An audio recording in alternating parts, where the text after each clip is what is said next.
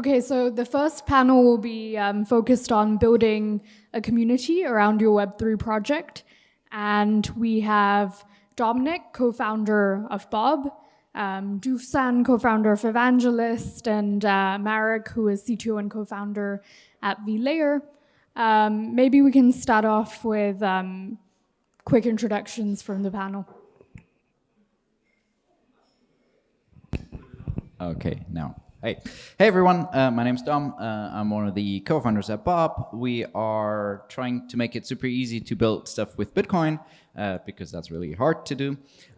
We are a OP stack chain currently deployed on Ethereum. We're part of the super chain, and basically if you have an EVM app and want Bitcoin exposure to your users, you come to us, we help you with that. We can do one Bitcoin transaction onboarding and just make it a lot easier to build stuff with Bitcoin.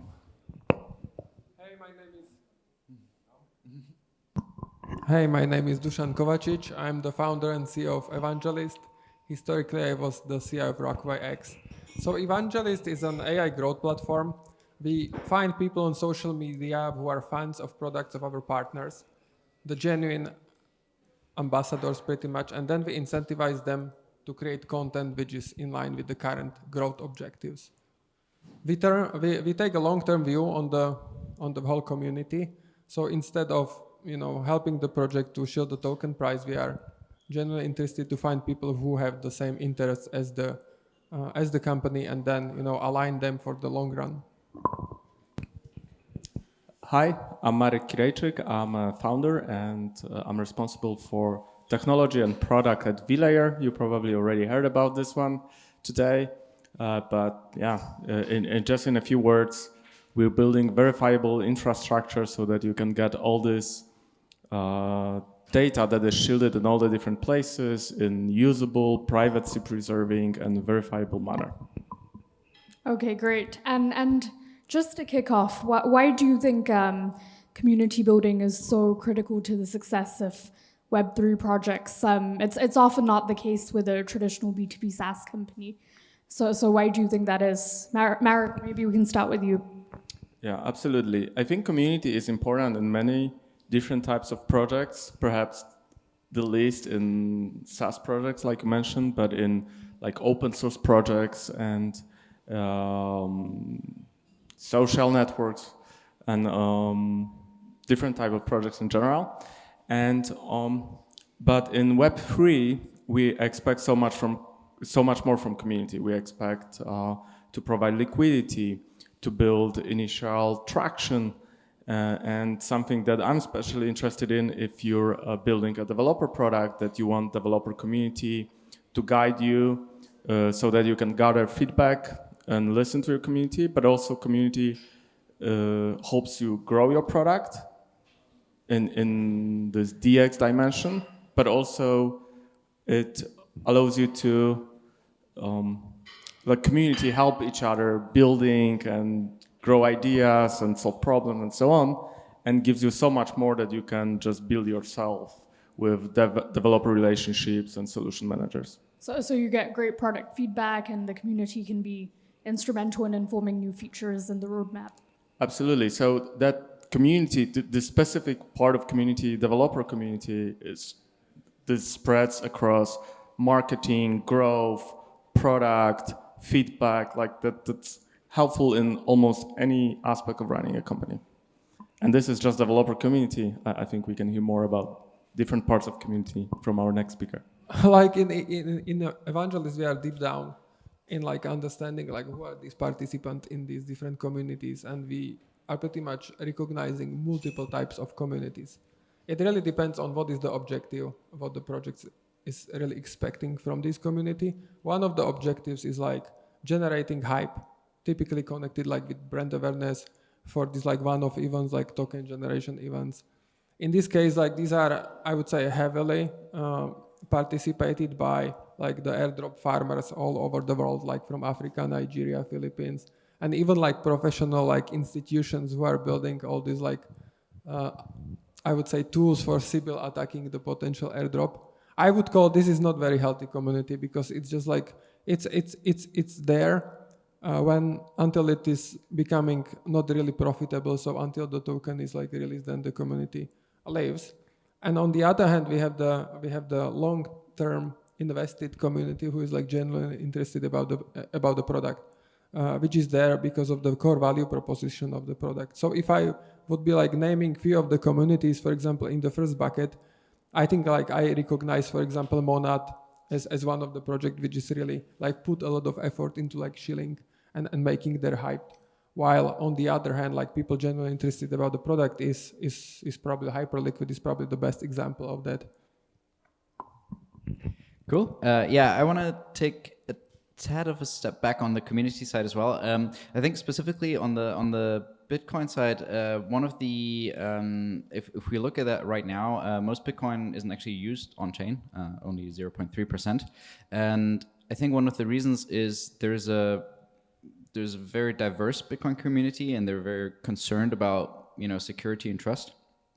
And when building out a community and when building out new products, especially as we try to solve a lot of things with decentralization instead of centralized institutions, I think it's really, really important to get early believers in this decentralization. And while we all act as don't trust, verify, for most of us it's really, really hard to actually verify if technology is right. So I think community building is a lot to do with getting people in early that understand your product and also understand why it's better, and they can then go out and tell other people about it. So a lot of the community building that we're trying to do at Bob is like rally everybody around that mission. Like we need to get more people, we need to get more Bitcoin on chain, and here's a way to do it, and this is why decentralization actually matters. Okay, amazing. And I'm sure we have a lot of hackers in the audience preparing for ETH Global Prague tomorrow, and some of their projects may evolve into early stage companies. So what do you think the initial investment for a startup should look like when they think about building their community? What are the first steps that they should take? What could an early team look like, or is it a very founder-driven effort? What are your opinions on that topic? Yeah, I think one of the most important principles is start as early as you can. So even before you start building your MVP, or just try to clarify your value proposition and try to find people who find that proposition attractive. I think this is what oftentimes in the Web3 is kind of missed. Like we're building this thing and it's going to be huge and so on, right? But there is no clear value proposition, and there's so many projects that never hit, product market fit, never hit scale. I think that was always the case with the startups, but it kind of became ridiculous in the Web3 space. So I think it's a really good test of first, quick test, try to define what you want to build, try to define value proposition, find people that can get excited about it, and that's already the first step. And the first steps is like going to the conferences, try to speak. It's very founder heavy on founders. Like you don't need to set up your team in the first month.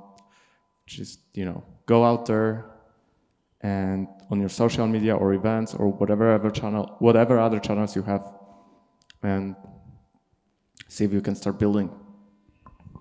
I think you need to look at it from like higher level perspective.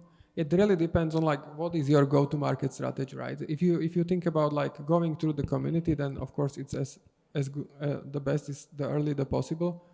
In Web3, I think that's pretty much our only option, right? Like traditionally in Web2, you can do it also the other way. You can get the message to the right audience via ads. Like you can go Google, you can go on Meta platforms and start advertising. Unfortunately, in Web3, we don't have such luxury. So pretty much community is like one of our best channels. We can also do events, right? But I mean, or sponsor conferences, but these are not like super effective. So in context of the Web3, I think it's as you said, it's best to start as early as possible. But I think you should not bring incentives straight from the start, because then you attract the wrong audience. So I would say that's my view. Yeah, that was a good point. It's really hard to differentiate if you have product market fit or traction if you have a lot of incentives. Yeah, to go to the point of like early community building and product validation, I think it's super important for founders to initially talk to a lot of projects. I think the unique opportunity in like the space that we are, there's all these cool conferences, you have hundreds of side events, and access to people that can try out your product is really, really simple. So the way that we approach it at Bob is like we talk with a lot of DeFi projects, so we're in the EVM space. We wanted to give people something where they can actually deploy on mainnet, so that's why we already launched last year pretty fast, and we have this, while we're trying to solve all these Bitcoin security problems, we launched with a very basic OP stack chain, so to unblock the builder so they can try out their product as well. And then you can solve these hard problems later on, I think.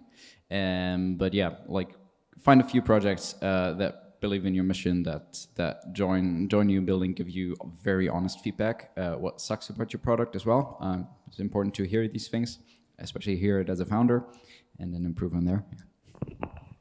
Okay, great. And the next question, I think Dusan, you've touched on it a few times. So let's start with you. So do you think having a token or some sort of incentivization is essential to building a healthy mission-driven community within Web3, or do you think it's possible to scale without a token? I think token is a leverage, or incentives are a leverage, right? Like it's like marketing. If you have bad product, marketing doesn't solve your problem. But if you have a good product, then you want to get the message out as fast as possible to the right audience, and community can be very helpful with that.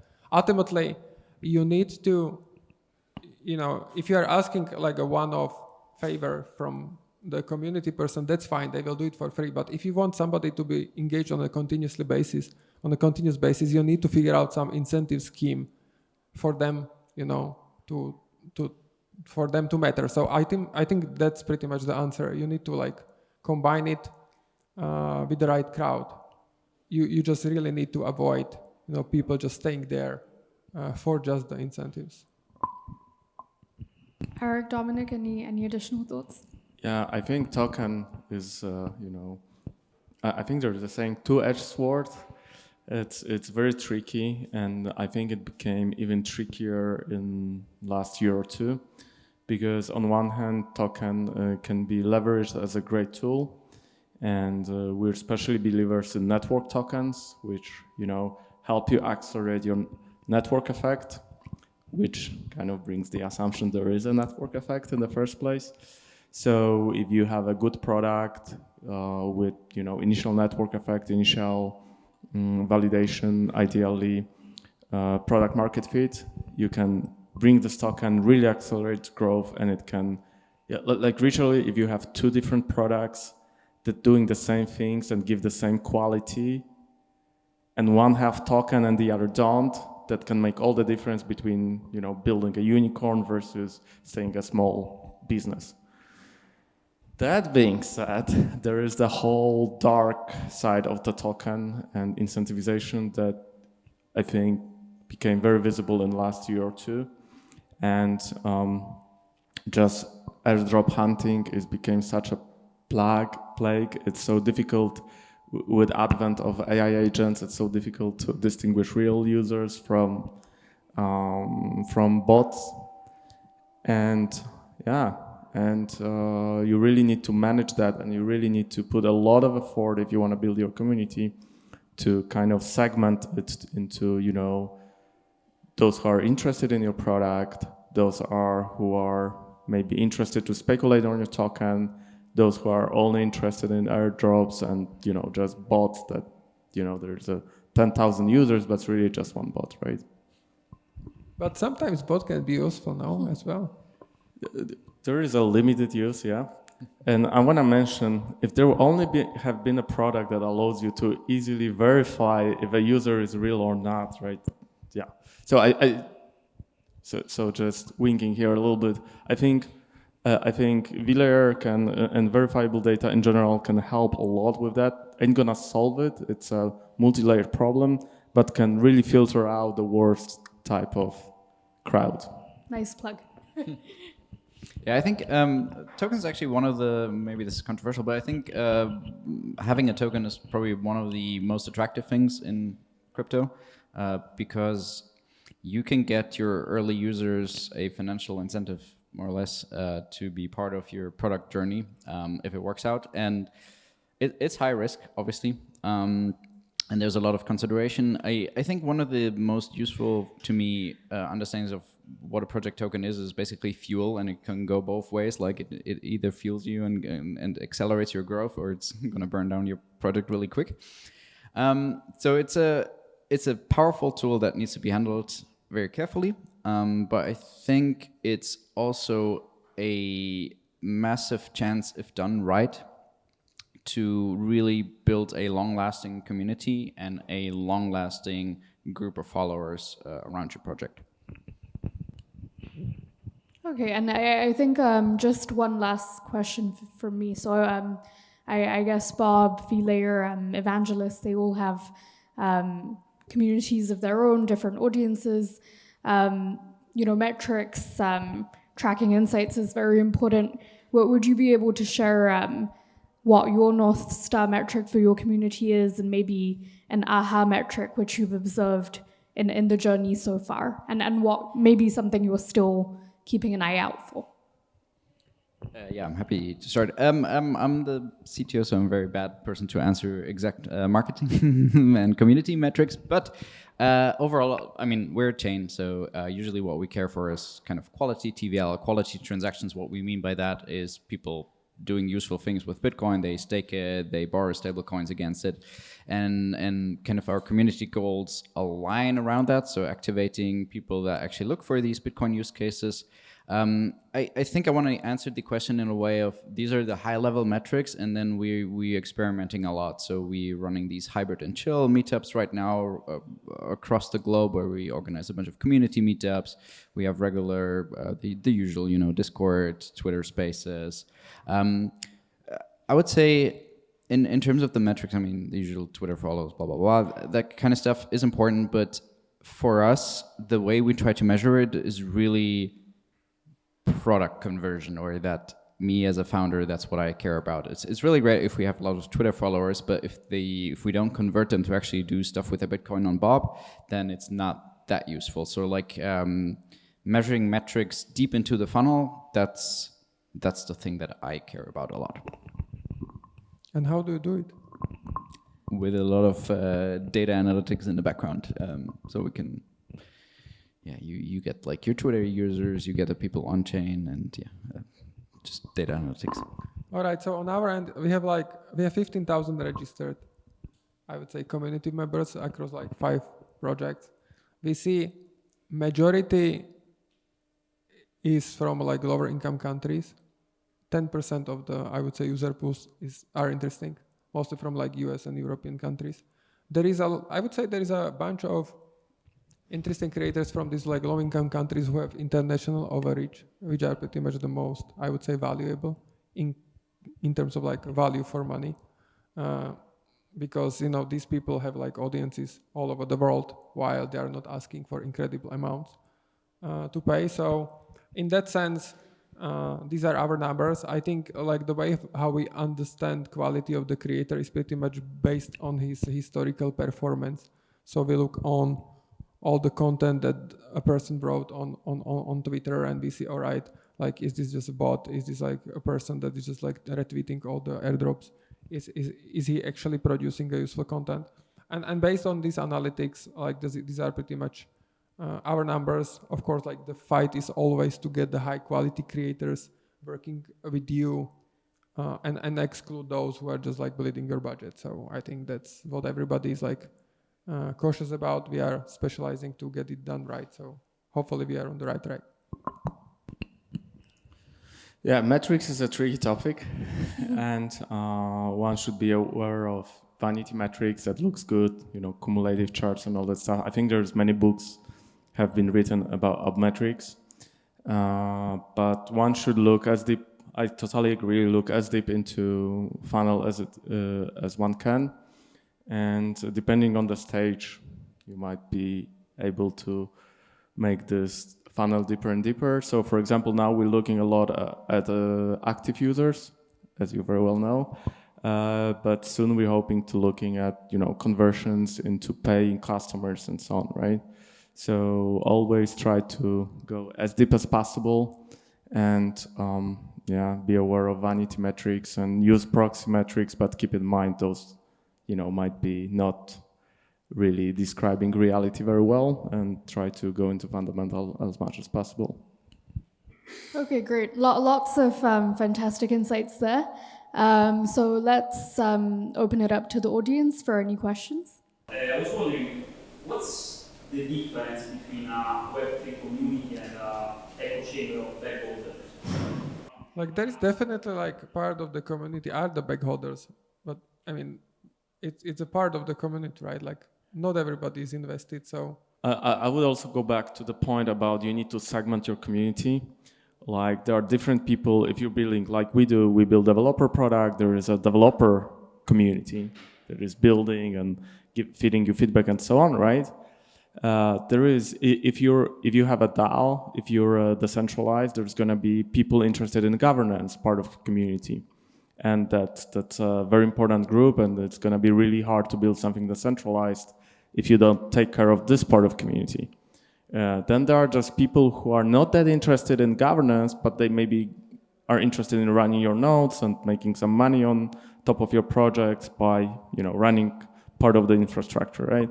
So those are a few different important groups. Then obviously we have a lot of people who want to just speculate on your stuff, and that's fine. You need to take care, like you said, you want to make them rich, right? Or at least at some point of time, or at some part of the community. And then there are airdrop hunters, and, that you need to take care of as well, and make sure they don't, overtake your community.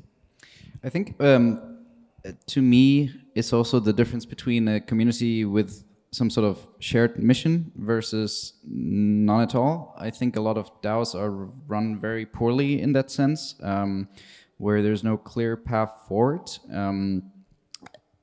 I think we have to realize that unless you're, I don't know, at the level of the Ethereum Foundation or something like that, where you have a product and a lot of people use it and you're kind of a big organization, you should give your DAO a mission to support whatever the company is trying to do behind it, or the network is trying to do behind it. I think echo chambers, they happen a lot when kind of leadership in the mission gets a bit lost and everybody's just talking about why does the number not go up as much as I would love to. I think this is part of network founders that need to give that mission to the community as well. But ultimately, if the community is 100% consists of bag holders, it's a good thing, I would say, right? Like, because like people are invested in the long-term success of the project, which is like much better situation if you have a community of like airdrop farmers who are just like farming the tokens to dump them on the market. You have a bunch of people that is invested. I think it has the negative connotation often because like the leadership is struggling to set the vision right. And then like people are hoping something will change. It doesn't, but it's not because of them. It's about the leadership of the particular project just somehow lost. I would also say, at the risk of stating obvious, like not particular person is probably not a good part of any segment of the community. There's going to be people interested in building, and there's a very different people that are interested in governance. And I have a good friend of mine. He was president of Web3. He was kind of facilitating this developer type of communities, working with the build guild, and having a lot of nice small successes. But then he finds his way into working in governance, and he's now working full-time just on governance of different L2s. And he's like an animal now. He's living that. He's explaining, like whenever I meet him on the conference, he's like, this is optimists should not do this, they should do that. There are so many people around Bitroom asking for this, but that doesn't make sense, right? And those are extremely valuable people that really want to drive the whole space forward and are willing to spend their time explaining and speaking and writing posts on groups. So yeah, So those are the kind of leaders of community you want to look for. Panelists, what are good examples of the projects who achieved both? They made their users, token holders rich, and at the same time, the users, they are loyal to the project and they use it. Obviously, I think Bitcoin, Solana are good examples. And are there any other good examples according to you? All these people that love the product first, then the love got reinforced by the huge airdrop that they got in like tens of thousands or hundreds of thousands. And now, will they ever leave Hyperliquid? Probably not. They will be like committed for life trading there because they love it. Unless like Hyperliquid screws up in terms of the like UX, or there will be like a lack of liquidity. So I think that's the best angle. In terms of the community building, I want to also mention kind of Ethereum. While ETH prices maybe not where we necessarily want them to be, but I think when I look back how far Ethereum has come from where it started and how many people are building on it, how many conferences run, and how diverse the community is by now, I think Ethereum is a pretty nice example as well. And fully agree with the Binance one, actually. But the Ethereum community somehow, was in this like, I think, kind of like a bad state, where the leadership was really just a midlife crisis. Yeah, midlife crisis. Yeah. So hopefully it will recover. But I mean, it was a good start. But Yeah, I think as every network grows quite a lot and the community gets a lot more diversified, you get that. I mean, we do Bitcoin stuff, the state of Bitcoin Core and discussions there to do any changes is even a lot harder. And I think considering that Ethereum secures so much value and actually still does a lot of upgrades, I think is pretty nice. One could argue it's a self-healing event. It feels like a few months ago it was in a really low state, and there was a huge discussion about the direction. And now you can feel there is a new wind of change, the new leadership. There is even if you look at tweets of Ethereum Foundation, it's just different than was half a year ago, right? So I think it's good, and it's a long-running project. Especially hard forks are extremely hard to execute. I always think about it, in terms of technical debt and how difficult it is to migrate something in software. It's like, imagine an athlete that is like top world performer, like training 11 months in a year and always winning and always at the top of his possibilities, and now he needs to undergo a serious operation. Like how difficult it is to keep him running from season to season and do a serious operation, right? And that's what happens on Ethereum like every year with every major upgrade, where millions of operations are happening all the time, and you need to this running athlete make an operation almost on the runway, and it's successful, and there is no downtime. There is no downtime for 9 years in a row. But I think this is a consolation prize, because if the world where everything is open source, everything is public, can you really afford this midlife crisis? Because the competition is fierce, they never sleep. So as soon as you have this slowdown, then there is 10 other projects that are there to eat your market share. And I think the train has left the station. I mean, maybe Ethereum will recover, maybe not, but you see the community is just a reflection of the leadership. So yeah, I think it's already on the path to recover. I think it's already in much better state than it was a few months ago. And I like to criticize, and I like to criticize Ethereum community. So it's coming from some honest place. It's definitely not where I wish it to be. But that's the thing about long-running projects. There's going to be ups and downs. And I think it's perfectly fine if there are downs, as long as you keep learning and you keep improving and you're not stuck in some mindset and keep repeating the same mistakes. And big round of applause for the panel. thank you.